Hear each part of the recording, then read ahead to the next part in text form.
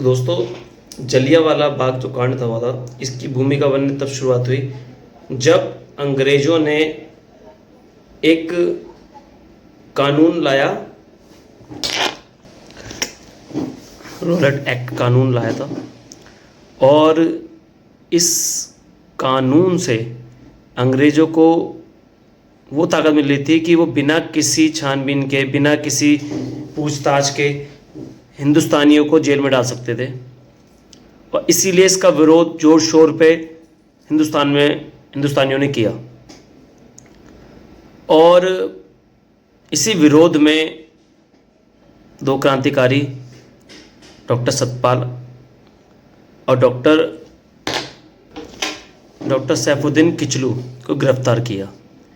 इससे हिंदुस्तानियों को और आक्रोश बढ़ गया और इसीलिए इसके विरोध में 13 अप्रैल सन 1919 में हिंदुस्तानी लोगों ने एक सभा का आयोजन करने का सोचा, जो था जलियांवाला बाग में, अमृतसर में। तो उस दिन सब बैसाखी थी, सब खुश थे। और ये कानून जो आपको बता रहा हूं, इतना काला कानून था कि इसके खिलाफ महात्मा गांधी ने भी असहयोग आंदोलन की शुरुआत कर दी थी इनके खिलाफ। और इसलिए जब इस कानून और अंग्रेज़ों के विरुद्ध, स्वतंत्रता के लिए इस कानून के विरोध में लोग बैसाखी के दिन 13 अप्रैल 1919 में जलियांवाला बाग में इकट्ठा हुए। लेकिन ये खबर पहले से ही जनरल डायर को पता चल गई थी। और जैसे लोग वहाँ जलियांवाला बाग थे, उसी तरह पूरा प्लानिंग करके जनरल डायर भी जलियांवाला बाग में पहुँचे। और ये हिंदुस्तानियों को पता ही नहीं चला कि वो कब उसमें घुसे थे सैनिकों को लेके। और इसकी प्लानिंग पहले ही कर दी, तो काफ़ी सैनिक उन्होंने पहले ही बुला लिए थे। और बिना सोचे समझे कि कोई हिंदुस्तान को सोच समझ पाता, उससे पहले ही जनरल डायर ने फायर करने का आदेश अपने सैनिकों को दे दिया। और उनका आदेश मिलते ही सैनिकों ने बिना सोचे समझे बंदूक की नली हिंदुस्तानियों के सामने करके बेतहाशा गोली चलानी स्टार्ट कर दी। जितना इतिहास में मेंशन है, शायद 1600-1700 के आसपास गोलियां उन्होंने फायर करी थी। और सिर्फ लगातार फायर कर, सिर्फ इतना ही वक्त के लिए थोड़ा सा वो बंदूक उनकी शांत थी, जितने वो लोड करके बुलेट को बंदूक ना चला दें, बस उतनी देर में शांत होती थी उनकी बंदूक। और इतिहास में सर 370 या 375 के आसपास बनने की खबर है, बट सच्चाई में तो हजारों हिंदुस्तानियों ने उस समय अपना बलिदान दिया था। और जनरल डायर इतना विभस्त था, इतना क्रूर मानसिकता का था कि उसने जो जलियांवाला बाग है उसमें सिर्फ एक ही रास्ता था बाहर निकलने का, वहाँ पर उसने तोप लगा दी थी, सारे रास्ते बंद कर दिए थे कि हिंदुस्तान में कोई बाहर ना निकल सके।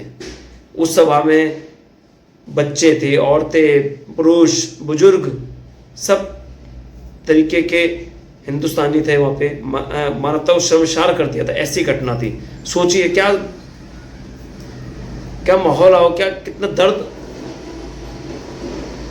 उस समय उनके परिवारों को महसूस हुआ होगा, जिसके परिवार ने बलिदान में निहत्थे लोग थे, अपने लड़ भी नहीं पाए।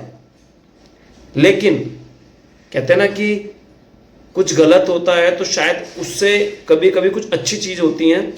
मतलब मैं ये नहीं कहता कि ये तो बहुत बुरी घटना, दर्द भरा था, लेकिन उससे हमारे हिंदुस्तानी जो थे उनके अंदर बहुत आक्रोश भर गया था।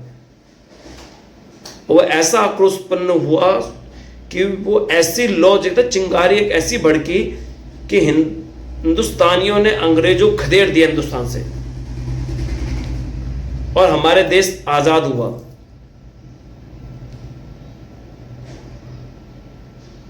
और ये वीडियो बनाने का मेरा सिर्फ एक ही माध्यम है, एक ही मंशा है कि हमारे हिंदुस्तानियों लोगों, हमारे बच्चों को पता चले कि जो आज वो आज़ादी जी रहे हैं, जो आज़ादी की सांस ले रहे हैं, वो इतनी आसान नहीं थी। उसके लिए हमारे क्रांतिकारियों ने, हमारे पूर्वजों ने कितनी बलिदान दिए हैं।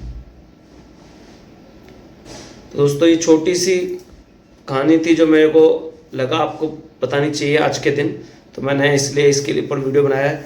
अगर ये वीडियो आपको पसंद आया और ये टॉपिक आपको ऐसे टॉपिक इतिहास के अच्छे लगते हैं तो मुझे कमेंट करके बताएं कि मुझे ऐसी वीडियो बनानी चाहिए नहीं बनानी चाहिए, और मुझसे कोई गलती हुई हो कुछ कहने में, क्योंकि बिना स्क्रिप्ट के मैं बोलता हूँ। मैं थोड़ा बहुत इतिहास मैंने पढ़ा है थोड़ा बहुत उनके बारे में जान के मैं जो बोलता हूँ, तो स्क्रिप्ट लेके सामने लेके नहीं पढ़ता, तो मैं कभी कभी वर्डों में गलती हो जाती है, तो उसके लिए सॉरी।